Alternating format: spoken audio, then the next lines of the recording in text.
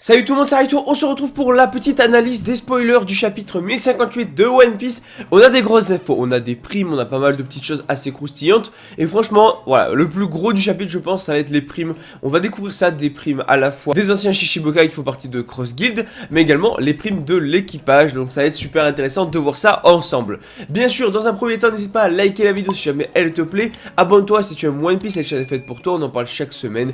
Et bien sûr, dis-moi en commentaire ton avis sur le chapitre. Ou du moins sur les spoilers. Bon, première info, le titre du chapitre, ce sera un nouvel empereur. Bon, ok, on va sûrement parler de Buggy, parce qu'on va apprendre des choses par rapport au fait qu'il a été nommé empereur et pourquoi il a été nommé empereur. Et sur la couverture, on aura César qui va demander au Germa de les accompagner. Bon, ça y est, en tout cas, on va passer directement à ça. Les primes de l'équipage sont bel et bien révélées, avec des primes super intéressantes, on va voir ça ensemble. Avec une première prime pour Zoro de 1,101 milliard de berry.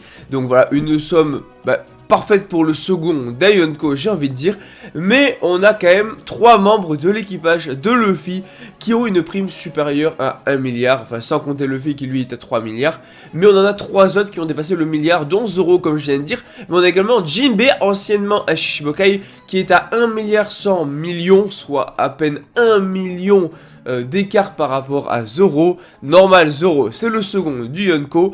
Et ensuite du coup Sanji à 1,32 milliard de berry. Et enfin Chopper à 1000 berry. Voilà, bon à la limite Chopper j'ai envie de dire on s'en fout. De toute façon pour une prime aussi nulle, en étant dans l'équipage d'un pirate aussi puissant avec des primes aussi hautes, ça fait un peu bizarre.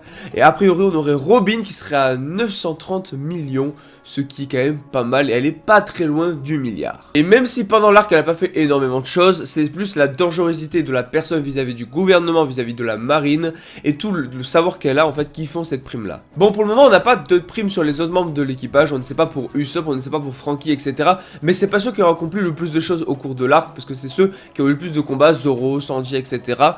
Donc c'est voilà, c'est normal qu'on ait des primes, mais maintenant on est quand même voilà, dans l'équipage d'un empereur, parce qu'on a quand même Luffy qui a 3 milliards, mais surtout on a 3 autres qui ont 1 milliard, ça fait quand même plaisir. Tu sens que là c'est un équipage qui commence à peser dans le game. Maintenant on va apprendre d'autres choses, donc on va parler aussi d'autres primes, mais par rapport à donc les membres de la de Cross Guild. Mais surtout on apprend que Buggy, en fait s'il a été nommé empereur, c'est une erreur de la marine. Oui, il a été nommé grâce à une erreur de la marine commise par la marine. C'est pas, il aurait pas dû devenir empereur normalement. Et c'est pas lui le véritable chef de Cross Guild apparemment. Donc maintenant reste à voir qui c'est. Est-ce que c'est Crocodile qui tire les ficelles, ou est-ce que c'est Mihawk? Je ne sais pas. Ou est-ce que c'est quelqu'un d'autre qu'on ne connaîtrait pas? Et donc ça c'est hyper intéressant parce que finalement on s'était dit voilà Buggy, empereur, chef de Cross Guild et tout. On s'était dit que ça pouvait être un hasard, c'est pas le plus puissant, mais ça pouvait être juste grâce à son influence, ses connaissances, etc. Mais a priori c'est plus une erreur de la marine vis-à-vis de ça. Et en plus Buggy a une énorme dette envers quelqu'un apparemment. Donc maintenant est-ce que c'est quelqu'un de l'armée révolutionnaire ou est-ce que c'est un autre pirate? Je ne sais pas. Mais a priori peut-être que quelqu'un a permis cette erreur, je ne sais pas. Ce qui est sûr, c'est qu'il est dette envers quelqu'un et j'ai très hâte de savoir envers qui. En plus de ça, on apprend également que du coup Mihawk était surnommé dans le passé le chasseur de marine.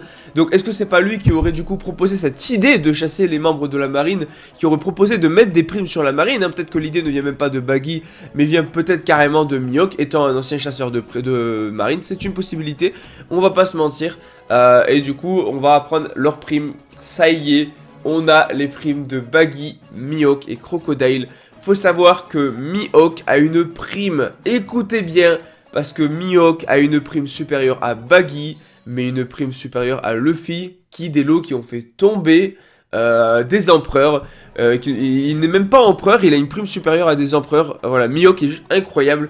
3,590 millions, soit plus que Luffy, des lots, et pourtant il n'est même pas empereur. Bon après c'est vrai que Kid et Law ne sont pas empereurs non plus, c'est Luffy qui a été nommé empereur, mais de là à ce qu'il est pas mal de plus quand même que Luffy qui est empereur, c'est chaud, c'est chaud. Maintenant on rappelle que voilà, comme j'ai dit, il note aussi la dangerosité, la prime vient de la dangerosité, c'est un anciennement chasseur de marine qui redevient chasseur de marine, peut-être que finalement il a un rôle hyper important dans l'organisation, on ne sait pas ce qui s'est passé dans le nouveau monde parce qu'on était bloqué sur Wano, peut-être qu'il a attaqué la marine, qu'il a fait des choses de malade mental, ce qui lui ont valu cette prime là. Mais j'avoue que voilà, les gens qui sous-estiment Mihawk, parce que oui, il y a un grand débat dans la communauté One Piece par rapport au pro Mihawk, etc.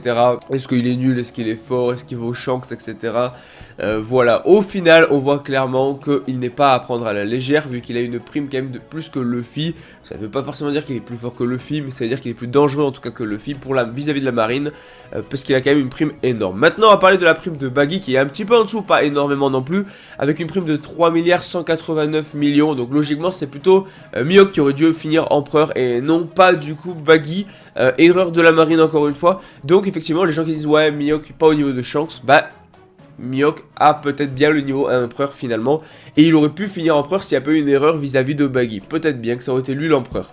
Et ensuite on a une prime pour Crocodile, et là j'ai vu beaucoup de gens se plaindre. Donc Crocodile qui est à 1 milliard 965 millions, soit plus que tous les membres de l'équipage de Luffy à part Luffy.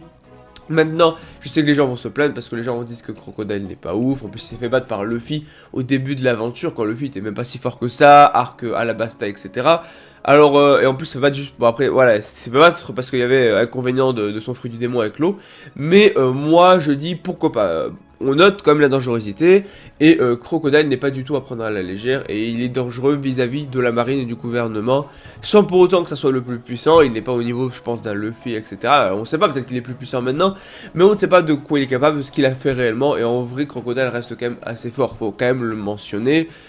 Donc c'est quand même normal qu'il ait une prime assez haute aussi. Après c'est vrai que c'est peut-être un peu beaucoup, moi je l'aurais mis plus vers la prime de 2 €, tu vois, 1 milliard et quelques.